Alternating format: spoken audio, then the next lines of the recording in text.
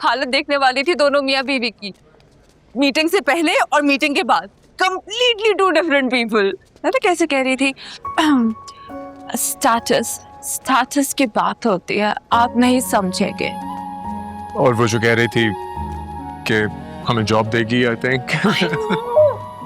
अभी तो वो हमारी मीटिंग सेट करवा रहे थे, खुद की मीटिंग कैंसिल हो गई। पर I am not going to lie, I am little happy for her as well, क्योंकि वो मेरी दोस्त है और उसका काम हो गया, वो भी तुम्हारी वजह से। So thank you for that. लेकिन मुझे आज से पहले कभी इतनी हंसी नहीं आई। मुझे भी। तुम्हें क्यों नहीं आई? नहीं, उन पे नहीं, लेकिन उनकी बातों पर। आई मीन, जब मीटिंग कैंसिल हुई तो ऐसा लग रहा था जैसे कोई चोर पकड़ा गया। चोर तो पकड़ा गया।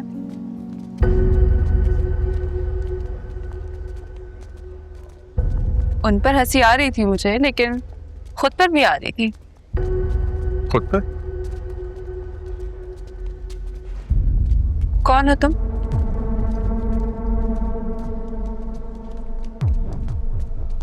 Who are you? कौन हूँ मैं? Yes, you. सवाल का जवाब तो ये होना चाहिए कि इसकी खोज मुझे भी है, और जैसे ही मुझे पता चलेगा मैं आपसे जरूर शेयर करूंगा। बातें मत बनाओ वाली, जो पूछा है उसका जवाब दो। ऐसा कैसे हो सकता है कि हम जब भी जहां भी जाए हर चीज तुम्हारे मुताबिक होनी शुरू हो जाए? लाइक चलो आई गेट इट कि इंसान लकी हो सकता है, लेकिन एक बार इत्तेफाक होता है, बार बार इत्तेफाक होना, बार बार तो इत्तेफाक नहीं होता। That is not normal. ऐसा क्यों होता है कि जब भी कोई बड़ा आदमी मिलता है तो वो ऐसे प्रिटेंड करता है जैसे तुम उसको पहले से जानते हो?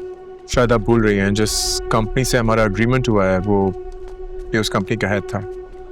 हाँ, एक बात मैंने आपसे छुपाई है कि एक मीटिंग मैंने आपकी गैर मौजूदगी में की है, और ये गज़नफर था उस कंपनी का हेड वंस अगेन। और इसको आपके प्लान्स एंड आइडियाज़ पसंद आए थे, शायद इसी वजह से रिस्पेक्ट दे रहा था। मेरे बगैर तुम्हारी इस मीटिंग की वजह से हमें बेनिफिट हुआ है तो मैं जाने दे रही हूँ, लेकिन आइंदा अगर ये हरकत हुई ना तो तुम देखना तुम्हारा क्या हाल करती। मेरी इजाजत के बगैर कोई मीटिंग नहीं करना। कहाँ जा रही है? मेरी दाद तो देती जाए। ओ हीरो, क्या चाहिए तुम्हें? और अरे, आपका डिनर बचा लिया मैंने। ओ हाँ, अच्छी बात है। अच्छी बात है। आई मीन थैंक्स बोले, आपकी इज्जत भी बच गई और पैसे भी। Okay fine, thank you. मेरा डिनर आप पे ड्यू है। हाँ, लेकिन अब जब पैसे आ जाएंगे उसके बाद। तुम बहुत ओवर हो जाते हो, और जब ओवर होते हो तो वो अच्छी बात नहीं, उससे सवाल उठते हैं। कैसे सवाल? तुमने जो मुझे स्टोरी सुनाई है बज़ाहिर सच हो, लेकिन इससे तुम्हारी इमेज थोड़ी धुंधली हो गई अली। तुम जैसे नजर आते हो वैसे हो नहीं। Completely two different people. आप गलत समझ रही हैं।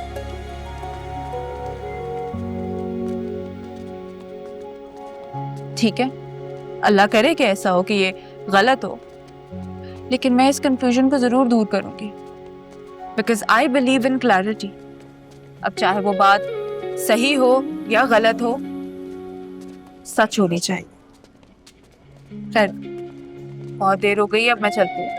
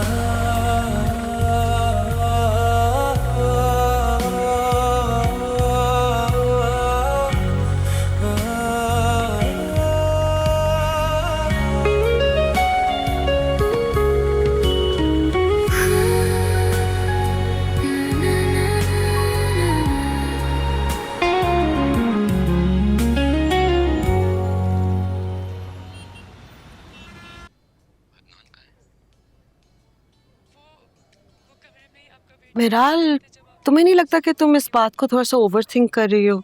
नहीं मामा, आप वहाँ पे थी नहीं ना, आपने उसको देखा नहीं। और जिस बंदे से वो मिल रहा था, वो बंदा अली से ऐसे झुक झुक कर मिल रहा था।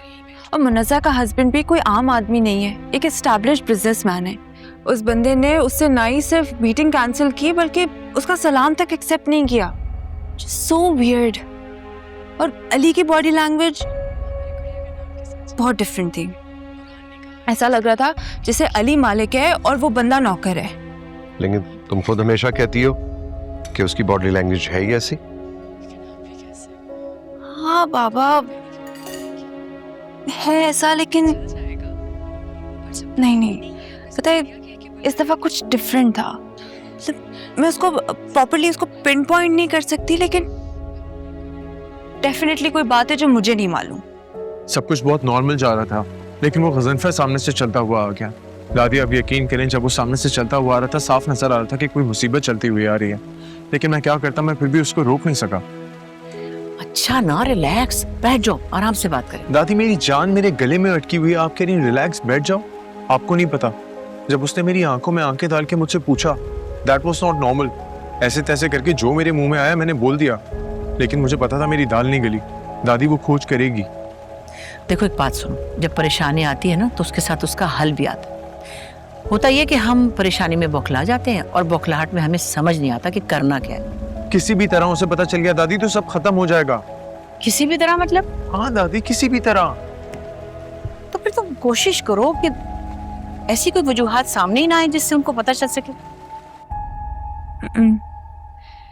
कुछ भी करके ना, मुझे इस सवाल का जवाब तो चाहिए। मतलब हो सकता है कि मामा ठीक कह रही हैं, लेकिन आई नीड टू नो। मुझे अपनी तसल्ली करनी है। ये तो अच्छी बात है, तुम तसल्ली कर लो, मगर मुझे तो ऐसा लगता है कि जब से ये लड़का तुम्हारी जिंदगी के साथ जुड़ा है ना, तुम्हारे सारे काम इतने आसान हो गए हैं। I mean, वो वाले काम भी जो इतने अरसे से फंसे हुए थे, कितनी जल्दी हो गए। बड़ा ही खुशकिस्मत लड़का है। मुझे लग रहा है कि उसकी किस्मत से तुम्हारी किस्मत भी चमक रही है। ऑफ कोर्स, मतलब मेरी तो कोई क्रेडिबिलिटी है ही नहीं ना। मैंने तो कोई मेहनत की ही नहीं। इतने साल जो मैंने पापड़ बेले, अब सारा क्रेडिट उसको दे रही है मामा। मेरी जान, मुझे पता था कि तुम ये कहोगी। मेरा ये मतलब नहीं, ऑफ कोर्स तुमने अपना बहुत बहुत मेहनत की है, ये मैं कब कह रही हूँ। मुझे सिर्फ ये लगता है कि जब फाइनली कुदरत आपको कामयाब करना चाहती है ना, तो वो आपकी जिंदगी में ऐसे लोग भेजती है, ऐसे असबाब पैदा करती है कि आप कामयाब हो जाए। हाँ मतलब सही है, she is right, I agree with you, लेकिन मुझे बात का तो पता लगाना पड़ेगा। I need to know. अच्छा भाई, इसका जवाब कल सुबह उठ के ढूंढ लेना। इस वक्त रात बहुत हो गई है, मुझे तो आ रही बहुत सख्त नींद। I think let's go sleep. बाबा, मुझे नहीं लगता कि मैं सोऊंगी। एक तो मुझे ये सवाल भी नहीं सोने देगा, ऊपर से कल के एग्रीमेंट की एक्साइटमेंट भी तो है। ऐसा लग रहा है जैसे नींद भाग गई है कहीं। बेटा, अभी तो इंशाल्लाह तुम्हारी जिंदगी में ऐसे बहुत से एग्रीमेंट्स आएंगे, लेकिन नो कॉम्प्रोमाइज ऑन रात की नींद। Beauty sleep.